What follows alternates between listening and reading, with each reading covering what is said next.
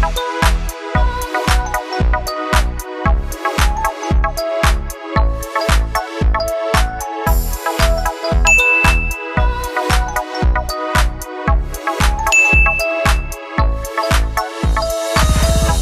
nagsisiksikan na po sila sa malaki nating pot. Hello everyone! And for today's video ay, heto guys, yung aking napakalaking pot ng cactus. Dalawang klase po ito ng cactus. Gymnocalycium and then yung ating lemon cactus. So, heto guys, at aayusin po natin yung ating halaman. So, ang gagawin ko ngayon ay tatanggalin ko po yung mga pops ng ating cactus and then aayusin natin, i-refresh natin sila guys. So, ayan, at tingnan natin kung ano yung magagawa natin dito sa ating cactus. So, keep on watching guys habang inaayos ko po itong ating napakalaking pot ng cactus. So, heto guys yung first natin silang naayos last October last year. 2022. So, ngayon ay heto na sila. So, kailangan na po nating ayusin itong ating napakalaking cactus sa ating napakalaking pot.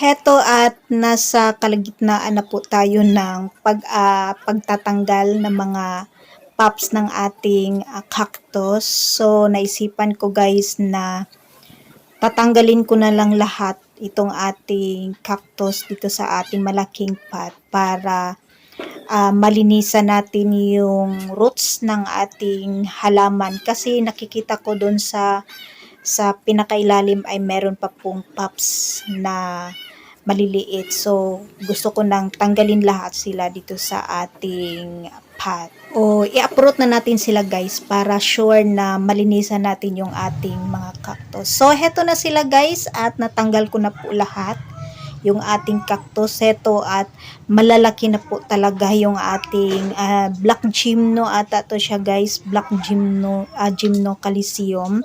So, heto at nakita ko sa baba. Ayan, tinanggal ko na. Kaya, heto nakita ko guys. Ayan, yung baby ng ating black gymno ay naging albino na. Kasi walang hindi siya nasisinagan ng araw. So, ayan, naging albino na po guys.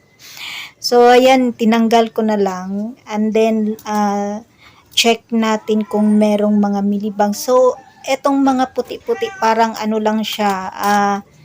Parang, hindi naman po siya millibugs. Ayan, at healthy naman po yung ating cactus. At sobrang laki na po ng ating black gymno. So, meron pa akong na-observe guys. Ayan, meron pa isang albino na baby. Ayan, tanggalin na din natin. So, ang ating black gymno guys ay, ayan, siya. Nadagdagan po yung ribs. Ribs ata ang tawag dito. Yan, nadagdagan po yung kanyang ribs from 7 ribs. 7 ribs yung original. Ayan, naging 12 na siya guys. So, ayan, at sa taas niya ay, ayan, ang daming nagsulputang ribs. So, ayan, yung mga bagong ribs ng ating black gymno. So, ayan, meron pa pang papalabas, 2. So, nadagdagan ulit. So, from 7, naging 12. And then, pag lumaki itong 2 ay magiging 14 ribs na. Ayan. Ayan guys, yung na-observe ko, habang lumalaki yung ating cactus ay dumadami po yung kanyang ribs. So, ayan, 12 na po yung ribs din plus itong dalawang papalabas ay magiging 14. So, ayan na guys. And then, itong isa ay from 5 ribs ata to, naging 10.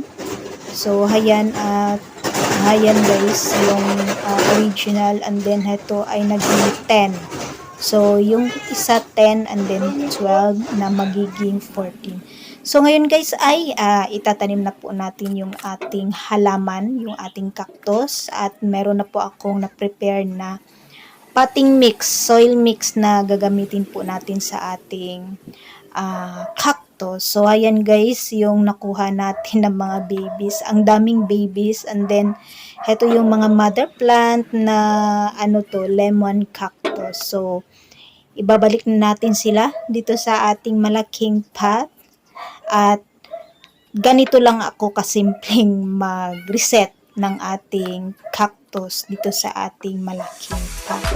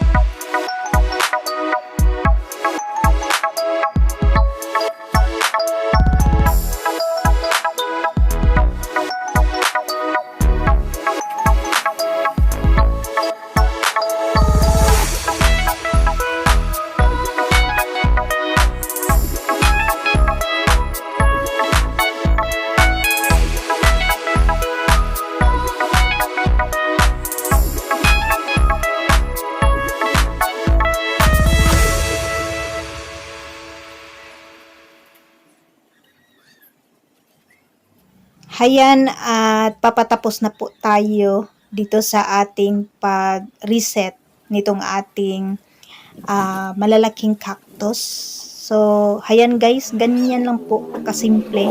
Ganyan lang po ako kasimpleng mag-reset or ayos nitong ating malalaking cactus dito sa ating pot. So, pinatong-patong ko lang po yung mga lemon cactus dito sa gilid ng ating Gymnocalycium. So, ayan, at tapos na po tayo guys sa ating pag-aayos, at siguro mga 5 days. After 5 days ay saka po natin diligan itong ating cactus. And then, yung mga nakuha po nating pops dito sa ating mga lemon cactus ay itatanim ko po sila doon sa ating vertical wall para gumanda po yung maliliit nating cactus. And then, naka-rain or shine po sila doon guys. So, hayan guys, after 5 days ay hayan, nagdilig na po tayo ng ating cactus. So, hayan, napakaganda po niyang tingnan. And then, after nito ay patuyuin lang po natin, and then ibalik na po natin siya doon sa area kung saan po natin siya kinuha. At bago po tayo mag-end ay gusto ko pong magpasalamat sa inyong lahat, sa lahat pong nag-subscribe dito sa ating YouTube channel, at paki-like and share na din po, at huwag pong kalimutang i-hit ang notification bell para updated po kayo sa lahat ng i-upload nating video. And that's for today guys. Maraming salamat po sa inyong panonood dito sa ating YouTube channel.